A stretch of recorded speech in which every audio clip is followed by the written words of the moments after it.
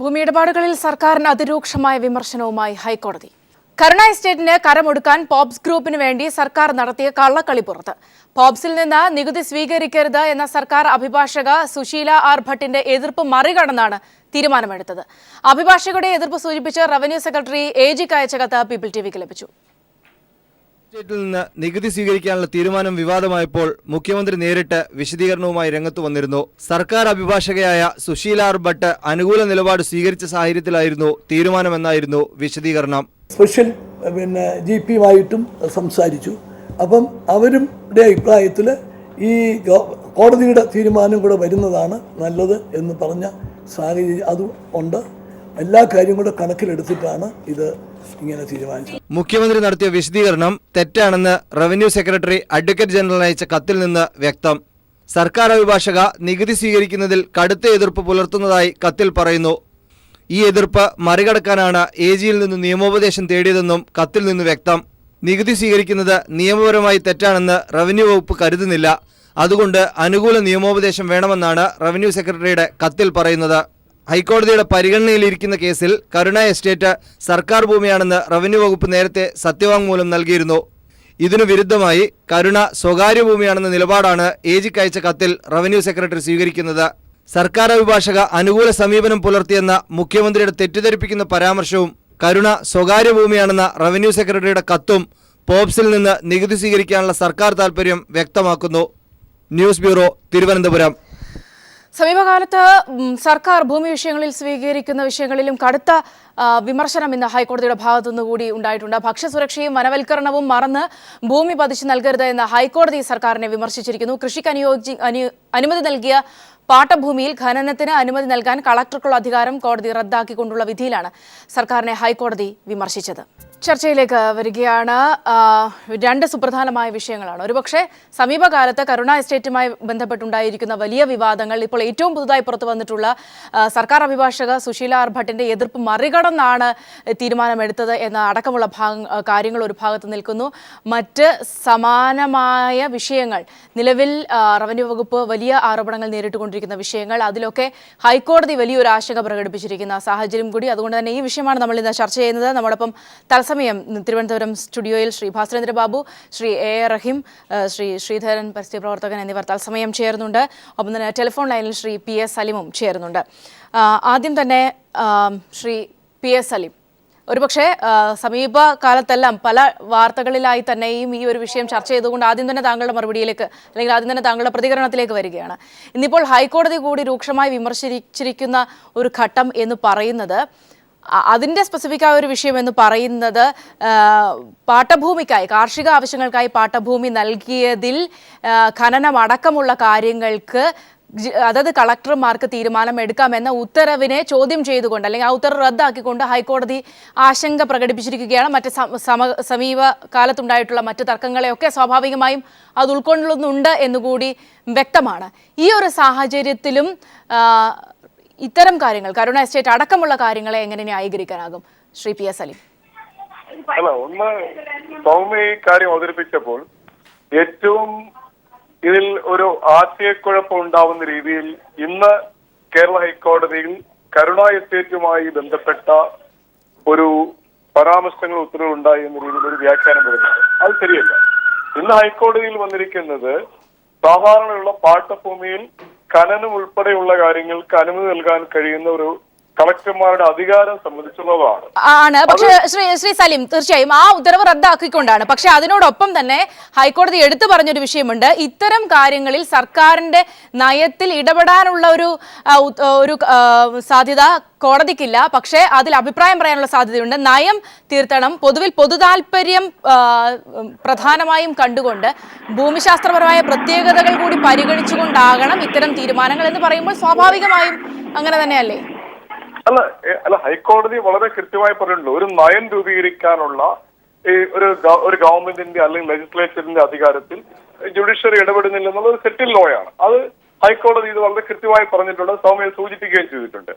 രണ്ടാമത്തെ പ്രശ്നം, ഇത്തരം പ്രശ്നങ്ങളിലുള്ള ഒരു സോഷ്യൽ കോൺസിക്വൻസിനെ കുറിച്ചുള്ള ഒരു അവയർനെസ് ആണ് ഹൈക്കോടതിയിൽ പരാമർശിച്ച ഇത്തരം കാര്യങ്ങൾ കളക്ടർമാർക്കുള്ള അധികാരം അത് ദുരുപയോഗപ്പെടുത്തുകയോ ഇല്ലയോ എന്നുള്ളത് കേരളത്തിന്റെ ഭൂമിശാസ്ത്രപരമായ പ്രത്യേകതകൾ കൂടി കണ്ടെത്തി ഇത്തരം കാര്യങ്ങളിൽ ഒരു തീരുമാനം ഉണ്ടാവുന്ന അർത്ഥത്തിൽ അതിനെയൊക്കെ ഞങ്ങൾ പോസിറ്റീവായിട്ടാണ്. അതൊക്കെ ഒരു ജനറലൈസ് ചെയ്ത് പറഞ്ഞ കാര്യങ്ങളാണ്. അത് സൗമ്യ സൂചിപ്പിച്ചതുപോലെ UDF ഗവൺമെന്റിനെതിരായ ഒരു കുറ്റപത്രം ഇന്ന് കേരള ഹൈക്കോടതിയിൽ ഉണ്ടായി എന്ന രീതിയിലുള്ള ഒരു വലിയ പ്രാധാന്യം, ഒരു അതിരുകവിഞ്ഞ പ്രാധാന്യം, അത് കൃത്യമായി അത് ഒന്ന് ടെസ്റ്റ് ചെയ്ത് പറയുന്നതിനോട് എനിക്ക് വിയോജിപ്പുണ്ട്.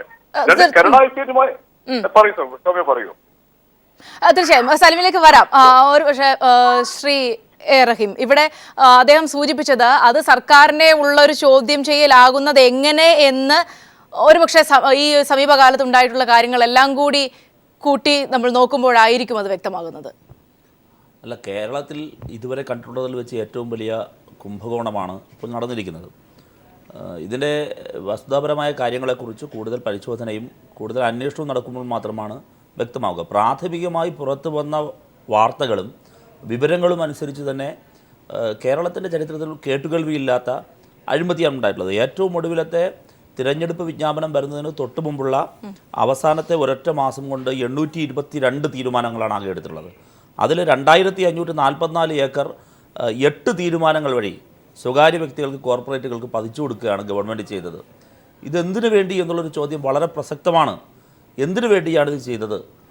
കൃത്യമായി അഴിമതിയുടെ നിഴലിൽ നിൽക്കുന്നു. ഇവിടെ ശ്രീ PS സലീം എന്താണ് പറയുന്നത് എനിക്ക് മനസ്സിലാകുന്നില്ല. VM സുധീരൻ്റെ അഭിപ്രായം താങ്കളുടെ അഭിപ്രായമാണോ ഞാൻ ചോദിക്കുന്നു. VM സുധീരൻ്റെ അഭിപ്രായം എന്താണ്? ഹൈക്കോടതി പറഞ്ഞതിനെക്കുറിച്ച് അദ്ദേഹത്തിന് അവ്യക്തതയുണ്ടെന്ന് പറയുന്നു. ശരി തന്നെയാണ്. ഇന്നിപ്പോൾ വന്ന വാർത്തയാണ്. അത് സംബന്ധിച്ച് കൂടുതൽ വിവരങ്ങൾ വേണമെന്ന് അദ്ദേഹത്തിൻ്റെ വാദഗതിയെ ശരിവെച്ചാൽ തന്നെ, തർക്കത്തിന് വേണ്ടി ശരിവെച്ച് കൊടുത്താൽ തന്നെയും VM സുധീരൻ്റെ അഭിപ്രായത്തോട് താങ്കളുടെ അഭിപ്രായം എന്താണ്? VM സുധീരൻ ഇത്തരം കാര്യങ്ങൾ തന്നെയാണല്ലോ നേരത്തെ ഉന്നയിച്ചത്. TN പ്രതാപൻ പറഞ്ഞത് എന്താണ്? VD സതീശൻ പറഞ്ഞത് എന്താണ്? അപ്പോൾ KPCCയുടെ ഉത്തരവാദിത്തപ്പെട്ടവർ, KPCC പ്രസിഡന്റ് ഒക്കെ തന്നെ ഈ ഗവൺമെൻറ് തീരുമാനങ്ങളോട് വിയോജിപ്പ് പ്രകടിപ്പിക്കേണ്ട ഒരു സാഹചര്യം ഉണ്ടാകുന്നു. സൗമ്യ, ഇവിടെ മനസ്സിലാക്കേണ്ട ഒരു കാര്യം, ഈ KPCC പ്രസിഡന്റ് ഇതിന് തൊട്ട് മുമ്പ് ഉയർന്നു വന്ന ചില അഴിമതി ആരോപണങ്ങൾ, സോളാർ ഇഷ്യൂവിലെ കമ്മീഷൻ്റെ മുമ്പിലെ ചില പ്രധാനപ്പെട്ട നിർണായകമായ വെളിപ്പെടുത്തലുകൾ, അന്ന് അവിടെ സ്വീകരിച്ച സമീപനമല്ല ശ്രീ VM സുധീരൻ ഇന്ന് സ്വീകരിക്കുന്നത്. അന്ന് സർക്കാരിനെ ഡിഫെൻസ് ചെയ്യാൻ വേണ്ടി ഇറങ്ങി പുറപ്പെട്ട VM സുധീരന് ഇപ്പോൾ ആ VM സുധീരന് പോലും ഇപ്പോഴത് പറ്റുന്നില്ല. അത്ര കണ്ട് നഗ്നമായ അഴിമതിയാണ്, പകൽക്കൊള്ളയാണ് നടന്നിരിക്കുന്നത്. ശ്രീ സലീം പറയട്ടെ, നിങ്ങളുടെ സർക്കാർ അധികാരത്തിൽ വന്നപ്പോൾ കൊട്ടിക്കൊഴിച്ചല്ലോ, പട്ടയമില്ലാത്തവർക്ക് പട്ടയം കൊടുക്കും. സോണിയാഗാന്ധി ഇവിടെ കൊണ്ടുവന്ന് വലിയ പട്ടയ മേളകൾ സംഘടിപ്പിച്ചല്ലോ. രവീന്ദ്രൻ പട്ടയം എന്നെല്ലാം പണ്ട് പറയുന്നതുപോലെ ഇപ്പോൾ സോണിയ പട്ടയം എന്നൊരു പേര് കൂടി, വിളിപ്പേര് കൂടി പട്ടയത്തിൻ്റെ പട്ടികയിൽ വന്നു ചേർന്നതല്ലാതെ നിങ്ങളെവിടെയാണ് ആ ഭൂമി കൊടുത്തത്? ഒരു തുണ്ട് ഭൂമിക്ക് വേണ്ടി ലക്ഷക്കണക്കിന് ആൾക്കാർ അലയുന്ന കേരളത്തിലാണ് ഇവിടെ നിങ്ങൾ വൻകിടക്കാർക്കും കോർപ്പറേറ്റുകൾക്കും വേണ്ടി ബാക്ക് ഡോർ വഴി വന്ന് കടുംവെട്ട് മന്ത്രിസഭാ യോഗത്തിൽ വെച്ച് തീരുമാനങ്ങളെടുത്ത് ഒരു തുണ്ട് കടലാസിൽ എഴുതി ഔട്ട് ഓഫ് അജണ്ടയായി കൊണ്ടുവന്ന് ഹെക്ടർ കണക്കിന് ഭൂമി പതിച്ചു നൽകുന്നത്. ഇത് കേരളീയ ജനങ്ങളോടുള്ള യുദ്ധപ്രഖ്യാപനമാണ്. കേരളത്തിലെ ജനങ്ങളോട് നിങ്ങൾ എങ്ങനെയാണ് ന്യായീകരിക്കുക? ഒരു സംശയവും വേണ്ട, ഇടതുപക്ഷ ജനാധിപത്യ മുന്നണി അധികാരത്തിലേക്ക് എത്തുമ്പോൾ ഇതിനെക്കുറിച്ചെല്ലാം കൃത്യമായ അന്വേഷണം നടക്കും. ഇതിൻ്റെ പിന്നിൽ പ്രവർത്തിച്ചവരെ കയ്യാമം വയ്ക്കുക തന്നെ ചെയ്യും എന്ന കാര്യത്തിൽ യാതൊരു തിരികെത്താം. ശ്രീ റഹീം തിരികെത്താം. ശ്രീ ഭാസ്കരേന്ദ്ര ബാബു, ഒരു പക്ഷേ മറ്റു പല വിഷയങ്ങളിലും നമ്മൾ ഇത്തരം കാര്യങ്ങളിലൊക്കെ ഉദ്യോഗസ്ഥ ലോബി എന്ന രീതിയിലൊക്കെ സംസാരിക്കുന്നത് നമ്മൾ കാണാം. പക്ഷേ എനിക്ക് തോന്നുന്നു ഇവിടെ ഒരു ഭാഗത്ത് ഇപ്പം തന്നെ ചീഫ് സെക്രട്ടറി ആണെങ്കിൽ തന്നെയും ഇതിൽ ഉദ്യോഗസ്ഥർക്ക് യാതൊരു പങ്കുമില്ല എന്ന് പറഞ്ഞു. മറുഭാഗത്ത് കരുണ എസ്റ്റേറ്റിന്റെ വിഷയത്തിൽ തന്നെ പരിശോധിച്ചാൽ തന്നെയും ഇപ്പോൾ തന്നെ ഈ അഭിഭാഷകയുടെ ഈ എതിർപ്പ് കൃത്യമായി തന്നെ റവന്യൂ സെക്രട്ടറി AGക്ക് കത്തയച്ചിരുന്നു. അതോടൊപ്പം തന്നെ മറ്റു കാര്യങ്ങൾ പരിശോധിച്ചാൽ തന്നെ ലാൻഡ് ബോർഡ് സെക്രട്ടറിയുടെ തന്നെ ഒരു റിപ്പോർട്ട് ഇതിനെതിരായി നിൽക്കുന്നുണ്ട്. ഒരു ഭാഗത്ത് ഉദ്യോഗസ്ഥരെ പോലും മാറ്റി നിർത്തിക്കൊണ്ട് അതിന് മേൽ ഒരു കടന്നു കയറി ഇത്തരത്തിലുള്ള ഒരു വലിയ കൊള്ള നടത്താനുള്ള ഒരു ശ്രമം നടത്തിയിരിക്കുന്നു എന്നാണ് ഇത് പരിശോധിക്കുമ്പോൾ മനസ്സിലാക്കുന്നത്. അല്ല, അതിനകത്ത് ഇപ്പം ശ്രീ അഡ്വക്കേറ്റ് സലീം പറയുകയുണ്ടായല്ലോ, നമുക്ക് ചില പൊതുകാര്യങ്ങളിൽ എല്ലാവർക്കും യോജിക്കാവുന്ന ചില പൊതുകാര്യങ്ങളിൽ നിന്ന് ആരംഭിക്കാവുന്നതാണ് സൗമ്യ. കോൺഗ്രസ്സുകാർക്കും കമ്മ്യൂണിസ്റ്റുകാർക്കും ഒക്കെ യോജിക്കാവുന്ന ഒരു കാര്യം, കേരളത്തിലെ ഈ ഭൂവിഭവം എന്ന് പറയുന്നത് വളരെ പരിമിതമാണ്. അങ്ങനെ പരിമിതമായിരിക്കുന്നു, താമസിക്കാൻ ആളുകൾക്ക് സ്ഥലമില്ലാതായിരിക്കുന്നു. ഒപ്പം സേവന മേഖലയിലും അതേമാതിരി തന്നെ വ്യവസായ മേഖലയിലും കാർഷിക രംഗത്ത് സംഭവിച്ചുകൊണ്ടിരിക്കുന്ന വ്യാവസായിക ആവശ്യങ്ങൾക്കുമൊക്കെ ഭൂമി ആവശ്യമായി തീരുന്നു. അതുകൊണ്ട് തന്നെ സ്വതേ ദുർലഭമായിരിക്കുന്ന ഭൂവിഭവം എപ്രകാരം ശാസ്ത്രീയമായി വിനിയോഗിക്കാം ആളുകൾക്ക് ആവശ്യത്തിന് ഭൂമി കൊടുത്തുകൊണ്ട് എന്നത് പ്രധാനപ്പെട്ടൊരു പ്രശ്നമാണ്. നാം പരിഹരിച്ചിട്ടില്ലാത്ത പ്രശ്നമാണ്. അതുകൊണ്ട് നാം പരിഹാരം തേടുന്ന പ്രശ്നവുമാണ്. അധികാരികളാണ് ശരിക്കും രാഷ്ട്രീയ അധികാരത്തിലേക്ക് എത്തുന്ന ആളുകൾ ഭാവനാസമ്പന്നതയോടെ അഭിമുഖീകരിക്കേണ്ട ഒരു പ്രശ്നവുമാണ്, ഒരു വിഷയവുമാണത്. ഇതായിരുന്നു ഉമ്മൻചാണ്ടി ചെയ്തത്, അല്ലെങ്കിൽ ആ സർക്കാർ ചെയ്തത്. ഏതാനും മന്ത്രിമാരും അല്ലെങ്കിൽ ഉമ്മൻചാണ്ടിയും മാത്രം ചേർന്നെടുത്ത ചില തീരുമാനങ്ങളാണ് ഈ നേരത്തെ സലീം സൂചിപ്പിച്ചതുമാതിരി 8 ഉത്തരവുകളിലൂടെ അന്യാധീനമാക്കപ്പെട്ട 2540 ഏക്കർ എന്നത് മാറി. ഇപ്പോൾ നമുക്ക് മനസ്സിലാക്കാൻ കഴിയുന്നത് കഴിഞ്ഞ 6 മാസം കൊണ്ട് ഇന്നത്തെ ദേശാഭിമാനിയുടെ 1-ാം പുറം വാർത്ത വളരെ കൃത്യമായി ഇൻവെസ്റ്റിഗേറ്റ് ചെയ്തിട്ട് അതേ സംബന്ധിച്ച പുതിയ ആശയങ്ങൾ മുന്നോട്ട് കൊണ്ടുവന്നിട്ടുണ്ട്, ചില കാണാപ്പുറങ്ങൾ.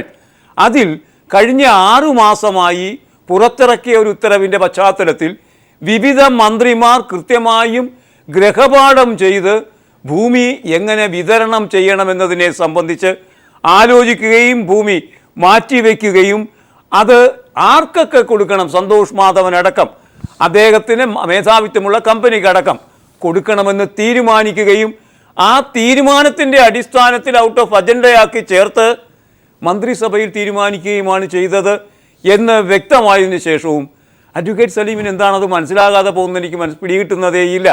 അപ്പോൾ ഇന്നത്തെ കോടതി വിധിയെ നമുക്ക് മാറ്റിവെക്കാം.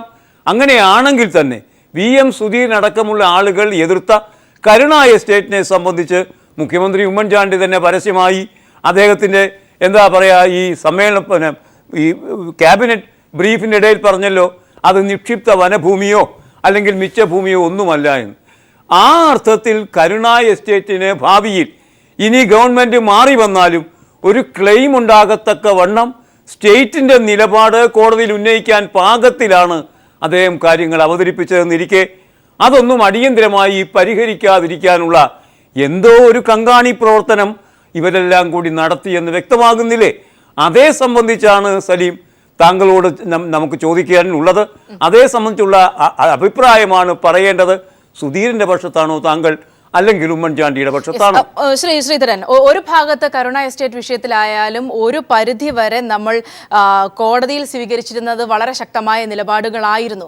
ആ ഒരു ഘട്ടത്തിലാണ് വിവാദമായ ഈ ഒരു ഉത്തരവ് വരുന്നതും അതുവരെ നമ്മൾ എടുത്തിരുന്ന നിലപാടുകളെല്ലാം തള്ളിക്കളയുന്ന രീതിയിലേക്ക് പോലും ഈ ഒരു സാഹചര്യം എത്തി നിന്നതും. ഈ ഒരു ഘട്ടത്തിലൊക്കെ നിന്ന് വേണ്ടേ നേരത്തെ ശ്രീ സലീം ആശങ്കപ്പെട്ടതിനപ്പുറത്ത് നിന്ന് ഹൈക്കോടതിയുടെ ഇന്നത്തെ ഈ ഒരു പരാമർശത്തെ പോലും പരിശോധിക്കാൻ? സംശയമില്ല. അതിൽ നമ്മൾ ഇദ്ദേഹം നേരത്തെ സഖാവ് പറഞ്ഞപ്പോഴത്തേക്കും പറഞ്ഞൊരു കാര്യമുണ്ട്. അതിനോട് എനിക്കൊരു ഇതുള്ളത് വളരെ വ്യക്തമാക്കേണ്ട ഒരു കാര്യം, ഇതിൽ ആരൊക്കെയാണ് ഇൻവോൾവ്, എന്തിനിങ്ങനെ സംഭവിക്കുന്നു എന്നുള്ളത്. കുറേ വർഷങ്ങളായിട്ടുള്ള ഒരു ചരിത്രമുണ്ട് ഈ കരുണ എസ്റ്റേറ്റും നെല്ലിയാമ്പതി എസ്റ്റേറ്റ്സും കരുണ എസ്റ്റേറ്റും. അതുപോലെ ഇതേ സ്റ്റാറ്റസിലിരിക്കുന്ന വേറെ കുറേ എസ്റ്റേറ്റുകളുണ്ട്. അപ്പോൾ ഇതൊരു 833 ഏക്കറിൻ്റെ പ്രശ്നമല്ല, ഒരു 10,000 ഏക്കറിൻ്റെ പ്രശ്നമാണ്. അതൊരു വശത്ത് നിൽക്കട്ടെ. മറ്റൊരു വശത്ത് ഈ 3000 ചില്ലോനം ഏക്കറിൻ്റെ സർവേ നടന്നു തീർന്നിട്ടില്ല. അപ്പോൾ ഇതെല്ലാം കോടതിയിൽ കേസ് കിടക്കുകയാണ്, സർവേ നടന്നു തീർന്നിട്ടില്ല. മേരിക്കുട്ടി എന്ന് പറഞ്ഞ നമ്മുടെ ലാൻഡ് ബോർഡ് സെക്രട്ടറിയുടെ റിപ്പോർട്ട് വളരെ വ്യക്തമായിട്ട് ഇത് നമ്മൾ തിരിച്ചു പിടിക്കേണ്ട ഗവൺമെൻറ് ഭൂമിയാണ് എന്നുള്ള റിപ്പോർട്ടുണ്ട്. ഇത്രയും വ്യക്തമായി ഇരിക്കുമ്പോഴത്തേക്കും ഇങ്ങനെ ഒരു അതായത് ടാക്സ് കൊടുത്തോളൂ. ഒരു കാര്യം മനസ്സിലാക്കണം, ഇപ്പോൾ ഞാനൊരു പാവപ്പെട്ടവനോ അല്ലെങ്കിൽ നമ്മുടെ നാട്ടിലൊരു പാവപ്പെട്ടവന് കുറച്ച് കണ്ടൻഷ്യസ് ആയിട്ടുള്ളൊരു ഭൂമി അവിടെ ഉണ്ട്, ഒന്ന് തടഞ്ഞു വച്ചിരിക്കുന്ന ഭൂമിയോ അല്ലെങ്കിൽ ടാക്സ് കൊടുക്കാൻ പറ്റാത്ത ഭൂമി, ഒരു കടലാസ് എഴുതി വില്ലേജ് ഓഫീസറിന് കൊടുത്താൽ അവർക്ക് ടാക്സ് അടയ്ക്കാൻ സമ്മതിക്കൂ ഗവൺമെൻറ്? ഒരു ഗവൺമെൻറ്റും സമ്മതിക്കില്ല. തിരിച്ച് ഈ കേസിൽ എന്താണ്, പോപ്സിൻ്റെ MD ഒരു കത്ത് എഴുതി പ്രിൻസിപ്പൽ സെക്രട്ടറി റവന്യൂക്ക് കൊടുക്കുകയാണ്. പ്രിൻസിപ്പൽ സെക്രട്ടറി റവന്യൂവിന് ഒരു സിറ്റിസൺ എനിക്ക് ടാക്സ് അടയ്ക്കണം എന്ന് പറഞ്ഞ് കൊടുക്കുന്നു. കണ്ടൻഷ്യസ് ആയിട്ടുള്ള ഹൈക്കോർട്ടിൽ കിടക്കുന്ന പ്രശ്നമുള്ള ഗവൺമെൻറ് ഭൂമി എന്ന് ഗവൺമെൻറ്റിൻ്റെ കമ്മിറ്റി പറയുന്ന ഈ ഭൂമിയിൽ ടാക്സ് അടയ്ക്കണം എന്ന് പറഞ്ഞ് ഇദ്ദേഹം കൊടുക്കുന്നു. പ്രിൻസിപ്പൽ റവന്യൂ സെക്രട്ടറി ഉടനെ ഒരു ഹൈ ലെവൽ കമ്മിറ്റി വിളിച്ചു കൂട്ടുന്നു. അതിൽ സുശീലപ്പെട്ടടക്കം ഇവരെല്ലാവരും ഉണ്ട്. അവരെതിർക്കുന്നു. ഇതിൽ വേറൊരു തമാശ ഏതാണ്, ഫോറസ്റ്റ് ഡിപ്പാർട്ട്മെൻറ്റ് പ്ലാന്റേഷൻസ് തിരിച്ചു പിടിക്കുന്ന കാര്യത്തിൽ AGയെ വിശ്വസിക്കാൻ കൊള്ളില്ല എന്ന് മനസ്സിലാക്കിയിട്ടാണ് ഈ നമ്മുടെ സുശീല ഭട്ടിനെ പ്ലീഡറായിട്ട് അപ്പോയിന്റ് ചെയ്തിരിക്കുന്നത്. ഗണേഷ് കുമാർ വരെ ഇതിന് മുമ്പ് ഇതേ നിലപാടെടുത്തതാണ്, ഈ AGയെ കൊണ്ട് കൊള്ളില്ല, പറ്റില്ല, വിശ്വസിക്കാൻ പറ്റില്ലെന്ന്. കാരണം ഗണേഷ് കുമാർ, ഞാൻ ചോദിക്കട്ടെ, നമ്മളിപ്പോൾ ഗണേഷ് കുമാർ അപ്പുറത്ത് പോയി ഇടതിലോട്ട് വന്ന്, പക്ഷേ ഇപ്പോൾ ഉള്ള പ്രശ്നം എന്നറിയാമോ, ഈ ഗണേഷ് കുമാർ ഫോറസ്റ്റ് മിനിസ്റ്റർ ആയിരുന്ന സമയത്താണ് ഇതിൽ ഏറ്റവും പോസിറ്റീവായിട്ടുള്ളൊരു നിലപാട് ഗവൺമെൻറ്റിൻ്റെ ഭാഗത്ത് നിന്ന് എടുത്തിട്ടുള്ളത്. അപ്പോൾ ഇവിടെ പ്രശ്നം ഈ കുറച്ച് ഉദ്യോഗസ്ഥരും 1-2 മന്ത്രിമാരും, അതിൽ മുഖ്യമന്ത്രി, റവന്യൂ മന്ത്രി ഉണ്ടാവും, അതേപോലെ പ്രിൻസിപ്പൽ റവന്യൂ സെക്രട്ടറി, റവന്യൂ മന്ത്രിയുടെ ഓർഡേഴ്സ് അല്ലാതെ വേറൊന്നും കേൾക്കാൻ സാധ്യതയില്ല. അപ്പോൾ എല്ലാ ഓർഡേഴ്സിലും നോക്കുക, ബിശ്വാസ് മെഹ്ത്ത ഇൻവോൾവ് ആണ്, അടൂർ പ്രകാശ് ഇൻവോൾവ് ആണ്, മുഖ്യമന്ത്രി ഇൻവോൾവ് ആണ്, AG ഇൻവോൾവ് ആണ്. അപ്പോൾ പിടിക്കാൻ 4 പ്രതികൾ ക്ലിയറാണ്, തർക്കമൊന്നുമില്ല. ഈ 4 പ്രതികൾ ചേർന്നിട്ടാണ് കേരളത്തിലെ ഈ വന്നിട്ടുള്ളതും ഇനിയും വരാൻ സാധ്യതയുള്ള ഒളിഞ്ഞു കിടക്കുന്ന ഓർഡേഴ്സും ഒക്കെ ഇറക്കിയിട്ടുള്ളത്. ശ്രീ പി എസ് സലീം, പക്ഷെ താങ്കൾ ആദ്യം ആശങ്കപ്പെട്ട ആ ഒരു വിഷയത്തിനായിരുന്നു പൊതുവായി ഇവരെല്ലാവരും മറുപടി പറഞ്ഞത്.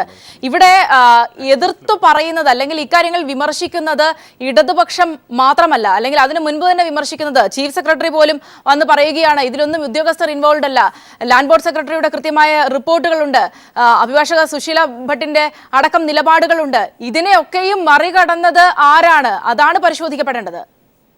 ഹലോ സൗമ്യ, ഞാനൊരു കാര്യം പറഞ്ഞോട്ടെ. ഇവിടെ വളരെ കൃത്യമായി ഇപ്പം KB ഗണേഷ് കുമാറിന് വെള്ള പൂശാനുള്ള ഒരു ശ്രമം നടന്നു. എനിക്ക് ഒരു വിരോധവുമില്ല. പക്ഷേ ചില യാഥാർത്ഥ്യങ്ങൾ ഈ കരുണ എസ്റ്റേറ്റുമായി ബന്ധപ്പെട്ട് ഇനിയും കേരളീയ സമൂഹം ചർച്ച ചെയ്യപ്പെടാത്ത ചില യാഥാർത്ഥ്യങ്ങളുണ്ട്. ഞാൻ ഇത്ര ആധികാരികമായി കരുണ എസ്റ്റേറ്റിന്റെ നാൾ വഴികൾ പറഞ്ഞ ഈ ചർച്ചയിൽ പങ്കെടുക്കുന്ന എന്റെ ബഹുമാന്യ സ്നേഹിതനോട് ഒരു ചോദ്യം ഞാൻ ചോദിക്കുകയാണ്. ശ്രീ ഉമ്മൻചാണ്ടി, ശ്രീ തിരുവഞ്ചൂർ രാധാകൃഷ്ണൻ കേരളത്തിന്റെ വനം വകുപ്പ് മന്ത്രിയായി ചുമതലയേറ്റപ്പോൾ കരുണ എസ്റ്റേറ്റിന്റെ ഒരു ഫയൽ, ആ ഫയലിൽ സർക്കാരിനെതിരായി കേരള ഹൈക്കോടതിയുടെ ഒരു വിധിയുണ്ട്. ആ വിധിക്കെതിരായി സുപ്രീം കോടതിയിൽ മുഖ്യമന്ത്രി ഉമ്മൻചാണ്ടിയുടെയും അന്നത്തെ വനം വകുപ്പ് മന്ത്രി ശ്രീ തിരുവഞ്ചൂർ രാധാകൃഷ്ണന്റെയും നിർദ്ദേശാനുസരണം സുപ്രീം കോടതിയിൽ അതിന്റെ അപ്പീൽ ഫയൽ ചെയ്തു.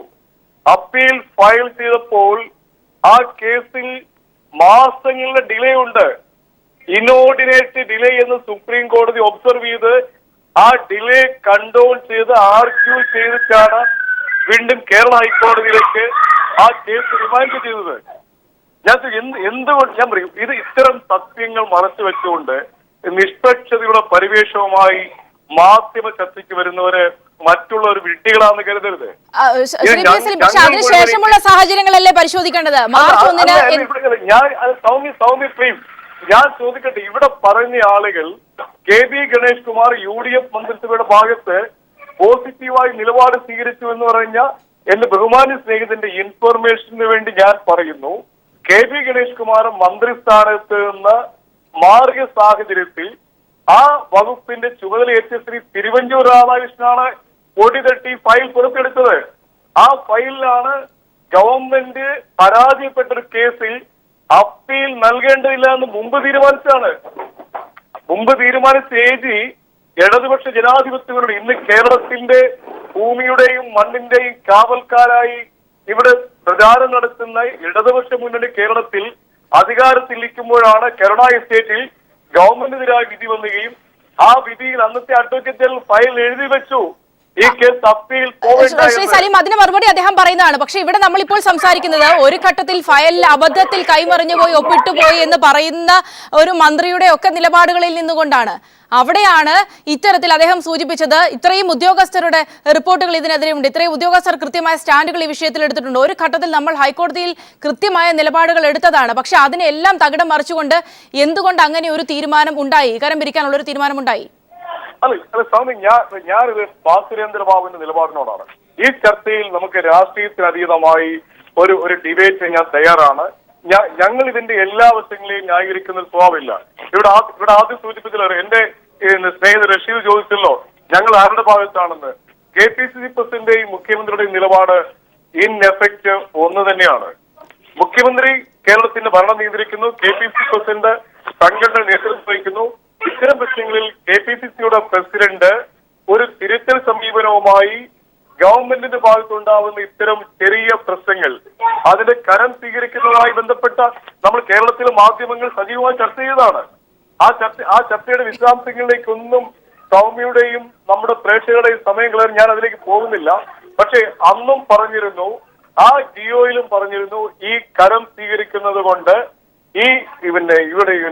കരുണായി സ്റ്റേറ്റിന്റെ ഇപ്പോഴത്തെ കൈവശാവകാശമുള്ള ആളുകൾ റവന്യൂ വകുപ്പ് നൽകിയ അപേക്ഷയിലാണ് ഈ കരം തീർക്കാൻ തീരുമാനിച്ചത്.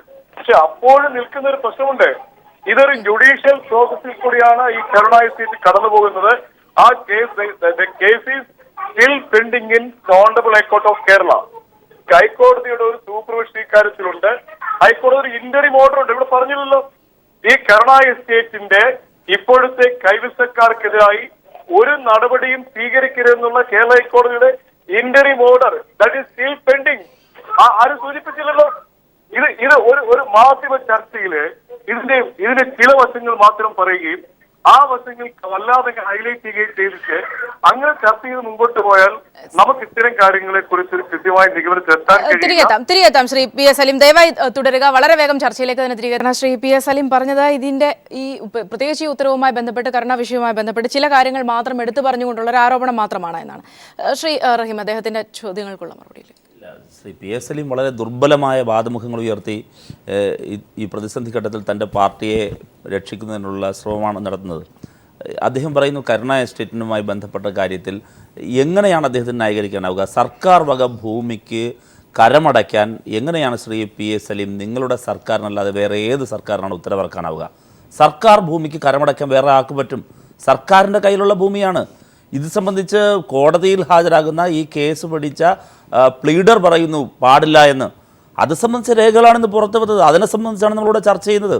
അപ്പോൾ ചീഫ് സെക്രട്ടറി പറയുന്നു ഞങ്ങൾ പറഞ്ഞിട്ടില്ല, ഞങ്ങളുടെ അനുമതിയില്ല, മുഴുവൻ ഉദ്യോഗസ്ഥരും ഇതിനെ എതിർക്കുന്നു. ഇപ്പോൾ കോടതിയിൽ ഈ കേസ് കൈകാര്യം ചെയ്യുന്ന അഭിഭാഷക ഇത് പറയുന്നു. പിന്നെ നിങ്ങളുടെ ഇതിന് പുറമെയാണ് നിങ്ങളുടെ രാഷ്ട്രീയ തീരുമാനവും ഇതിനെതിരെ. പിന്നെ ആരുടെ താല്പര്യം? ഇതാണ് പ്രശ്നം. അത് വെസ്റ്റഡ് ഇൻട്രസ്റ്റ് അല്ലേ? അതും തിരഞ്ഞെടുപ്പ് വിജ്ഞാപനം വന്ന് നിങ്ങളുടെ ഗവൺമെൻറ് ഇറങ്ങിപ്പോകുന്ന സമയത്ത് വെറും സാങ്കേതികമായ ഒരു അധികാരം മാത്രം നിങ്ങളിൽ നിക്ഷിപ്തമായിരിക്കുന്ന ഒരു ഘട്ടത്തിൽ എങ്ങനെയാണ് നിങ്ങൾക്ക് ഇത്രയ്ക്ക് തന്ത്രപ്രധാനമായ ഒരു കാര്യം സ്വീകരിക്കാനാകുക? ഇവിടെ വരുന്നൊരു അപകടം